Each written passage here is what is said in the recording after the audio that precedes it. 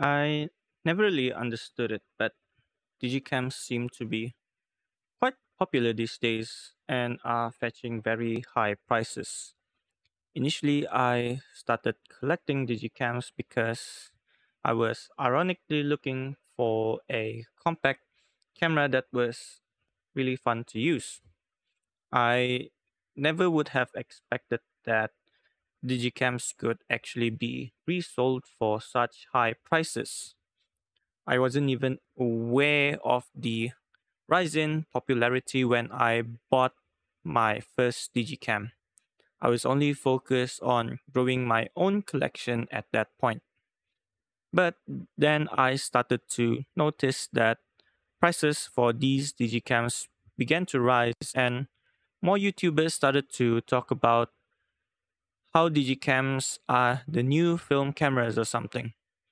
Scrolling through Instagram and online marketplaces, I realized that the hype was actually real with digicams. Not in the sense that they are the best types of cameras, not in the sense that they are the best types of cameras, but more in a way that everyone is actually looking for them today. In a sense, they are selling like hotcakes, even with the steep prices that are being asked by resellers. Like any other collector slash hoarder, finding anything that is way below reseller asking prices will always be a joy to me. So it wasn't really a surprise how happy I was when I found this little baby for less than 100 ringgit, which honestly is still a bit pricey, by the way. So here are my thoughts on the Sony DSC P72.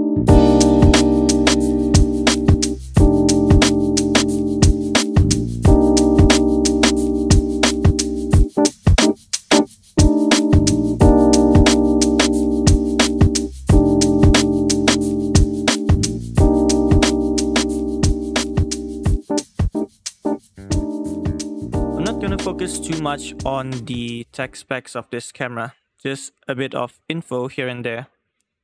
What I'm more interested that what I'm more interested in sharing is the experience of actually owning and taking pictures with it. So here goes. The Sony P72 is a 3.2 megapixel camera that was released back in 2003. 2003. So it's more or less a 20-year-old camera uh, when this video comes out. I've actually nicknamed this specific camera, my camera, as the Silver Bullet, obviously because of its shape. And Sony actually made a lot of digicam models with more or less the same shape, depending on the year of release and the model number. They would be in different sizes but have a pretty similar design language. The P72 is actually quite a chunky boy, but I honestly do really like the design. The lens will protrude when you turn it on, and it even has a small piece of plastic acting as a grip. I'll talk more about that grip later on in the video. At the back, you can see the navigation buttons and a dial to choose between photo, video settings, and playback modes. It also has a screen to obviously help you compose your pictures, and in addition to a small little viewfinder up top.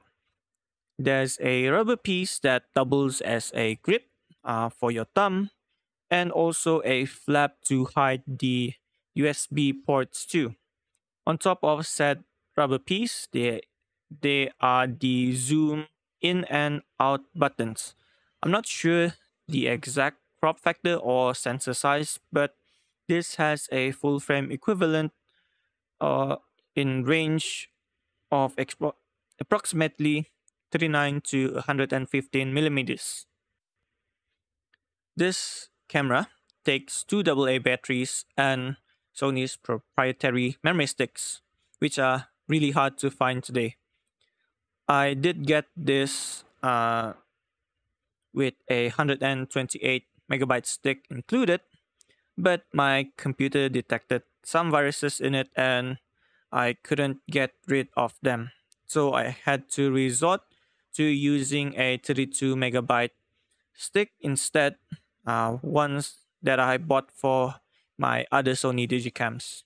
If you're wondering, that 32 megabyte stick can only hold up to 20 pictures in it. So in a sense, this is just like a film camera. So what like shooting with the Sony P72? Well, it was quite annoying to be honest. I am not gonna sugarcoat it because the front grip, although doing its job, just wasn't too comfortable when holding the camera with one hand. I find it more comfortable using two hands instead. Plus, I always get scared that I'd cover the flash when shooting one handed, even though I've only done that once. Another thing to take note of is how slow this thing is to operate, especially when turning it on and off. The auto focusing system is decent in terms of speed and accuracy, but it does struggle in lower light conditions. And by low light, I mean where you're under the shade in a day, hot, bright day.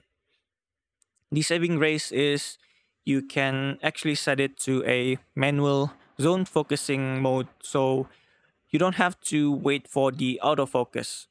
To be honest though, I haven't really played around with that zone focusing on this camera because A, I'm not used to zone focusing, and B, the autofocus is sufficient for my shooting style with this camera. I also can't get used to the mushy shutter button. Half pressing it only works half the time. Get it? Half. Anyway, I can't get a sense of if it's having trouble focusing or if I'm not pressing the button properly. Pressing the shutter button just isn't a great feeling, to be honest. Although the biggest issue for me would definitely be the random times when the camera just won't save my pictures after pressing the shutter button. It'll sometimes simply turn off with the lens still protruding out. I haven't found a pattern of why it does this, and sometimes it'll do it for a few pictures in a row, making it really, really annoying for me, especially with how slow it takes to turn it on again. For me, this is the most annoying experience with the camera since I miss a few moments or I had to retake pictures multiple times before just giving up and moving on. This is just one of the risks you'll have to take when buying older cameras. Oh, and one last thing, I'd hope I could compose a picture with the mentioned viewfinder, but I found it to be showing a way different composition compared to what my camera would actually take based on the position of its sensor. I'm not going I'm not gonna lie, I wrote a whole script prepared to tear this camera apart. I was gonna say that this is just a decent camera and it's not for me, which I'll admit is still kinda true. But when I took a look at the pictures again, I kinda saw something special in this camera, at least for me. How it renders colors is just pleasing to my eye.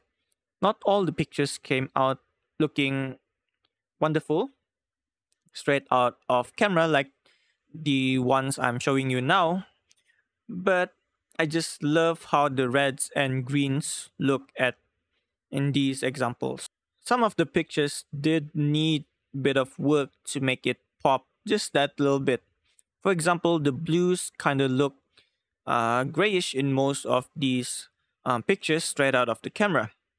Don't get me wrong, I still kinda like how they look, but I just prefer blues that are a bit saturated and popping a little bit more. That's all. These examples I showed you guys were just a fraction of the pictures that I took with the P72. So not every picture will be magical in a sense. Only in the right conditions will you get the best out of this camera. It'll be tough, but you will be surprised when you get that diamond in the rough. Like I said, not all the pictures were perfect. The noise performance isn't that great either. Even with ISO 100, you'll still even with ISO 100, you'll still get a lot of noise in your pictures. The camera also struggles when it comes to small repeating details. I noticed my pictures of trees and leaves weren't really pleasing. I'm sure you noticed it in the examples as well. I mentioned a video mode, but don't be to most people's taste. And in fact, you can have a look yourself.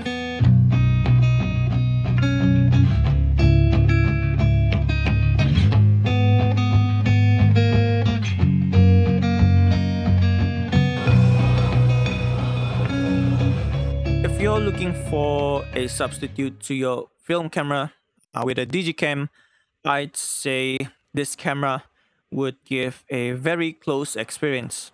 Even though you can see your pictures in the playback, you won't notice the flaws until you transfer them to your computer. Just like how you'll need to develop your film and scan it and then print it to even see the results. This is definitely meant to be shot. This is definitely meant to be shot as a point of.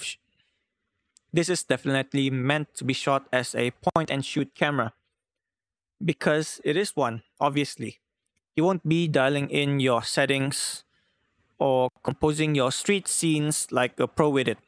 I mean, you might unlock your photography skills with it, but at the end of the day, it is what it is.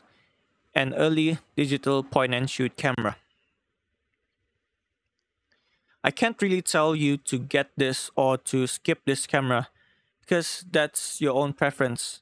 It is a decent tool to document the world around you. I'd also argue that this camera might help you become better at composing a picture instead of relying on the colors and quality of pictures alone. I honestly believe that if you can get eye-catching pictures with the P72, you'll definitely be able to do so with most modern cameras these days.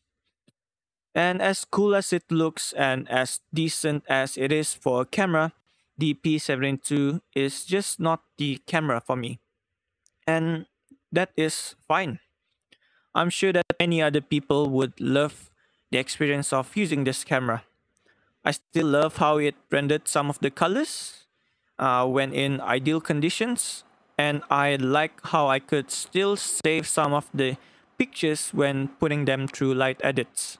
But at the end of the day, I'm just not in love with the whole experience of shooting with this camera. To conclude, the P72 is a cool camera design wise, but it is very clunky to use. You can take decent pictures with it, but I wouldn't recommend it to pixel peepers, obviously. This is definitely for collectors or those looking for the digicam aesthetic with their pictures. I can also recommend this for those looking to change things up in their photography because when you're in the perfect conditions, the colors you get will certainly surprise you. All in all, the P72 is a decent digicam if you're interested in it. I'd love to share the rest of my collection to you guys in the future. I have a few more digicams or cameras in my collection that I found really fun to use, even with their own flaws. But that'll be for another video in of it itself. So that's it for now. Okay, bye.